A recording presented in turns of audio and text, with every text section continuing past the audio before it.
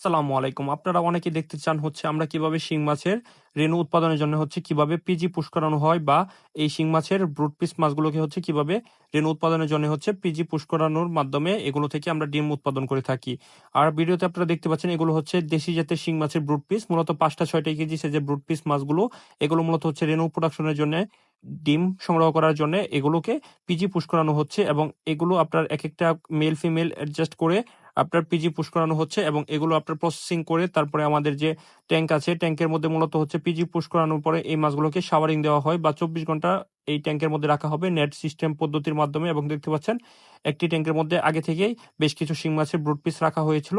আর মূলত এগুলোর প্রসেসিং এবং ২৪ ঘন্টা এখানে আপনার শাওয়ারিং দেওয়ার ফলে এই মাছগুলো থেকে ডিম সংগ্রহ করা। তার পাশেই একজন ভাই এসেছিলেন ওনার প্রজেক্টের জন্য রেনু অর্ডার করার জন্য এবং তিনি এসে বাংলা মাছের যে রেণুগুলো আছে এবং তিনিও মূলত বাংলা মাছের রেণু অর্ডার করতে এসেছিলেন। বাংলা মাছের রুই কার্প জাতীয় মাছের রেণু অর্ডার করতে এসেছিলেন এবং তিনি মাছের ডিম ফুটানোর যে কার্যক্রম দেখতে পাচ্ছেন বোতলের মধ্যে মাছের ডিমগুলোকে ফুটানো হচ্ছে খুবই সুন্দরভাবে এবং তিনি এই মাছের রেণুগুলো অর্ডার করার জন্য এসেছিলেন এবং তার পাশেই মূলত হচ্ছে দেশি যে শিং মাছের ব্রুড পিস আছে এই ব্রুড পিস মাছগুলোকে পিজি পুশ করানো হচ্ছিল মূলত রেণু উৎপাদনের জন্য।